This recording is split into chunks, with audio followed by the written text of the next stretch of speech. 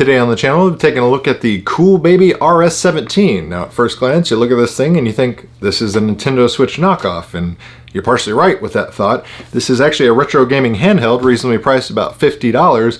Comes with an 8GB SD card that has 3,000 games built in, and also touts HDMI out support as well as a secondary controller. So let's go and see how good this thing is, shall we?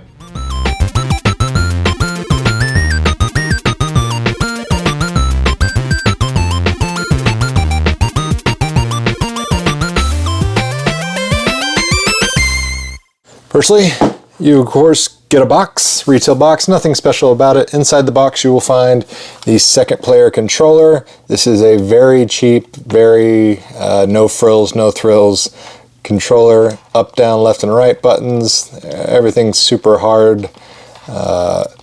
4 action buttons, start and select.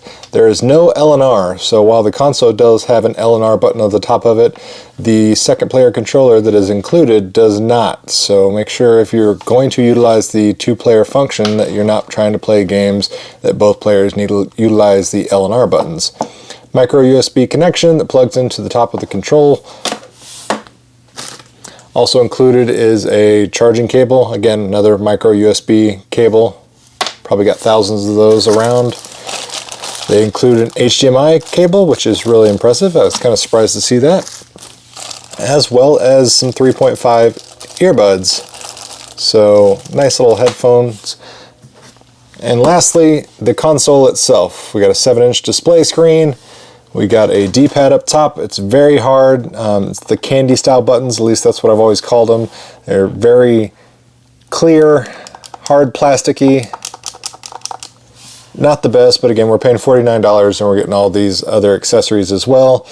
Analog stick is pretty poor in my opinion. It's super hard. It feels like it's just like screwed in there way too tight.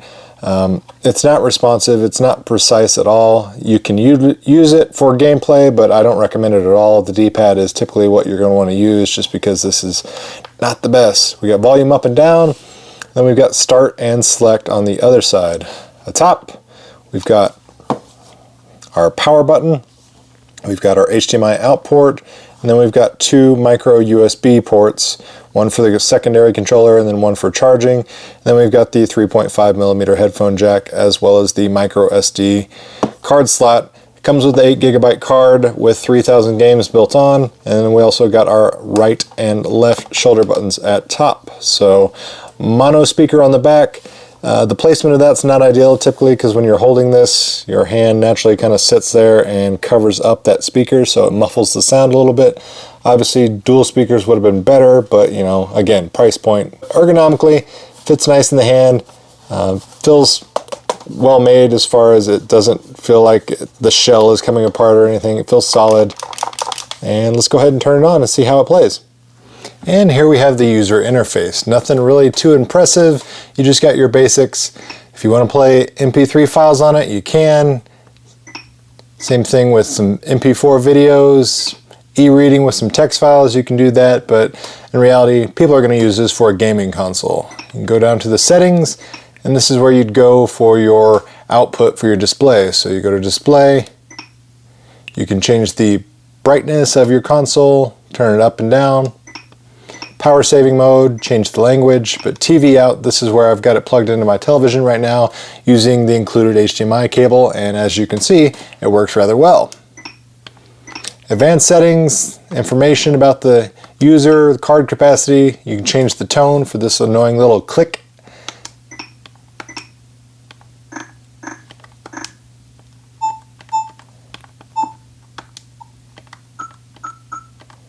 Or you can turn it completely off. Completely up to you. We'll just go back to the stock one. These are some animations you can choose. Format the card, reset username, but basic stuff. Nothing really to write home about. Let's go to the games though. So the games, we've got Super Nintendo, we've got Sega Mega Drive, Nintendo NES, MAME, Game Boy Advance, and Game Boy Color as our preloaded games. Now I will tell you from right now, after many hours of testing this console, There's a lot of pros and there's a lot of cons. One of the biggest cons is Super Nintendo performance. For whatever reason, I'm guessing it's just the emulator they chose to put in this system, but it performs very poorly. A lot of these games run very laggy, not smooth at all. The sound is pretty choppy and horrible, and for the most part, a lot of these Super Nintendo games are unplayable, which is unfortunate because they have literally every Super Nintendo game that you could possibly think of, just hundreds and hundreds and hundreds of Super Nintendo games. But we'll get up to the S's and I'll show you the performance of just basic Super Mario World. And originally I thought, okay, I'll give them a break. Maybe it's just poor performance on some of the games that use Super FX chips. But no, across the board, it's pretty terrible. So we'll open up the basic Super Mario World, and number one, you'll hear how terrible it sounds, and number two, you'll see how choppy it runs. Once you select a game, it brings you to the secondary menu where you can start the game even though it says restart. You can load your progress, so there's game save states. You can change the settings, so you can change the sound output, or you can reconfigure your keyboard, which is ideal because the way this ships stock, your L button is your exit button. So for Super Nintendo games, if you were going to utilize that L button, it would automatically exit the game. So that's one thing you'll definitely have to change if you're going to be wanting to use those L and R buttons.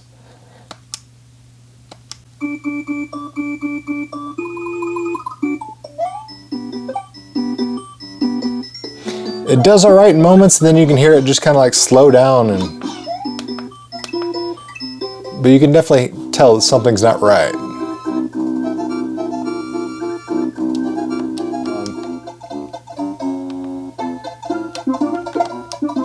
And it tries to catch up with itself, so you can hear it like slow down and then speed back up to compensate. But I mean, for children this would be alright, but for anybody that grew up playing these games, these Super Nintendo games just don't perform well at all. Turtles in Time is actually one of the few games on the Super Nintendo that actually runs really well on this console. The sound is still pretty messed up. I mean, if you're familiar at all with the game, you'll know the sound isn't there where it needs to be, but overall the game does perform and play relatively well. So overall, Super Nintendo performance is a mixed bag. You'll find some games that are completely playable and some of them that are just absolutely abysmal. To give you an idea of what it looks like to change the aspect ratios, we're going to back out of the game, go to the settings, screen size, we'll change it to scale, return to the game. So we now have a scaled image that's not stretched, and if we want to change it further, go back to our setting, screen size, original size, return to the game, and now we've got a very, very small image. I don't know why it does that so tiny, but obviously scale and full screen are going to be your best choices. When it comes to Mega Drive performance, these games play exceptionally well. For the most part, you do have to configure a lot of these games because it has the buttons laid out for A, B, X, and Y, and you'll need to use the C button on a lot of these Sega games. I know there was other reviewers out there said that you couldn't change the configuration and set the controls for this. That's simply not true. One quirk about this I've noticed on these Mega Drive is they've renamed a lot of these titles of these games, so it makes it a little difficult to find some of these games. I don't know what happened here. So here's an example, Earth Superman. Never heard of that game. I was like, what is this game? So I open it up, and then I saw that it is Captain Planet. So apparently that's Earth Superman. And you'll kind of see that as a running trend for a lot of these listings, is that they just have really weird random renames of the actual game. I'm not sure what's going on with that. Iron Fist of Wrath 1 and 2, this is Streets of Rage 1 and 2, so all sorts of random renames that I don't understand why that happened. The Super Nintendo ones weren't renamed, but these are. It just makes it a little peculiar. But overall, a lot of the games run really well. Like Punishing Party, that is the Punisher. Like some games have been renamed, some haven't. Fortunately, you can rename these yourself if you want to. You just plug in the SD card that came out of this machine into your computer, and you can rename the file, or you can add your own ROMs. Unfortunately, you are limited to the Super Nintendo, Mega Drive, NES, MAME, GBA, and GBC games. You can't add any other emulators or change out the emulators, which is unfortunate because I think that's what would fix the Super Nintendo emulation. But we got Sonic Boy, Sonic Boy 2, Sonic Boy 3, Sonic Boy and Partner. You know, this is the Sonic the Hedgehog games. This is specifically Sonic and Knuckles. But again, it goes back to that weird naming structure of these Mega Drive games.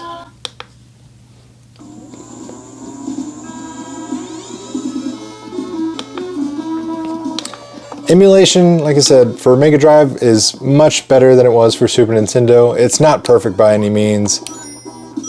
Sound could be better, but it's not as bad as other games and other systems on here. But overall, the game performs really well. So for Mega Drive, you're going to be doing alright, and you're going to have a pretty enjoyable experience playing these Mega Drive games. Regular Nintendo performance is pretty good. You've got pretty much the entire lineup of all the Nintendo games, both American and Japanese, so you can pick from those.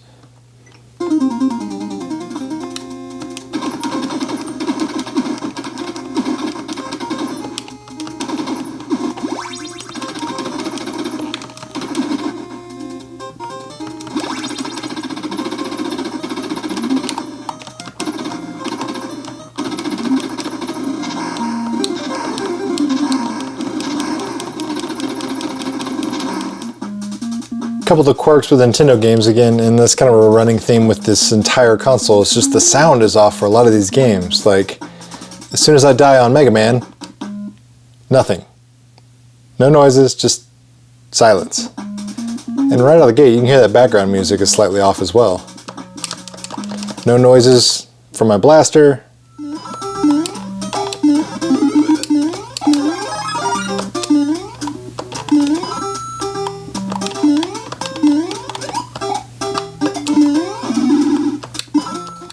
And when it comes to MAME, well, unfortunately the performance for a lot of these games is lackluster.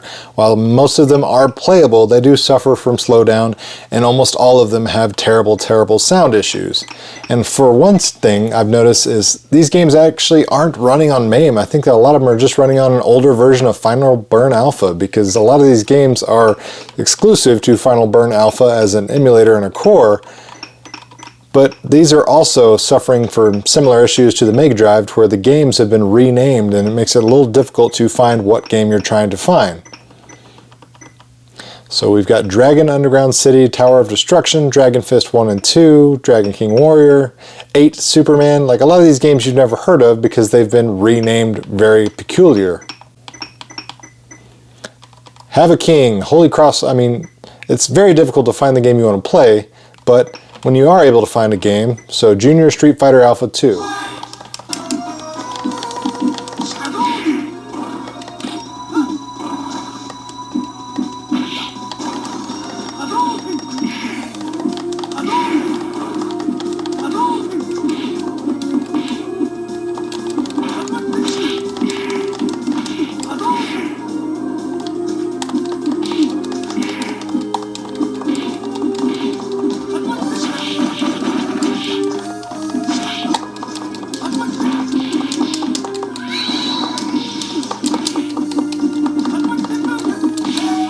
Prime example of a sound issue is the Metal Slug series. So let's open up Metal Slug 4, and you'll hear all sorts of terrible crackling and just all sorts of weird sound artifact noise issues.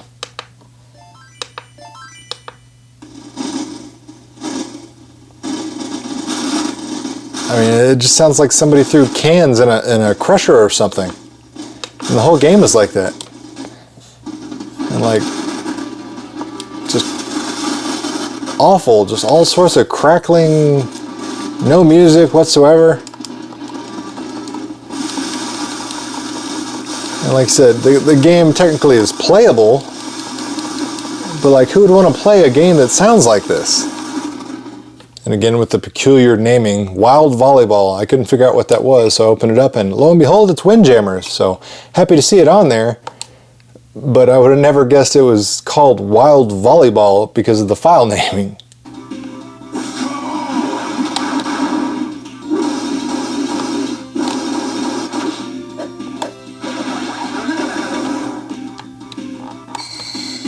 And this is another one you can instantly see it suffering from slowdown and frame drops. Anytime the action gets too intense. Plus we're having issues where, like, see Ryu is behind these deer in the background. Like, that's not right.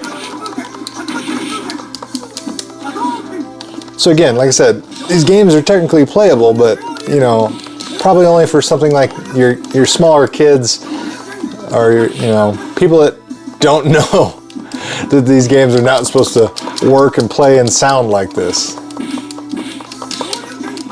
On the brighter side of things, both Game Boy Advance and Game Boy Color, all these games play exceptionally well. So we've got Mega Drive, Game Boy Advance, and Game Boy Color, as well as the regular NES, all play really, really well on here. It's just a lot of those MAME games and the Super Nintendo games that struggle and have issues. And in terms of battery life on this thing, the manufacturer rates it at about 6 hours. I found with my testing though, it's closer to 4 hours. I've not got anywhere near the 6 hours that they are claiming.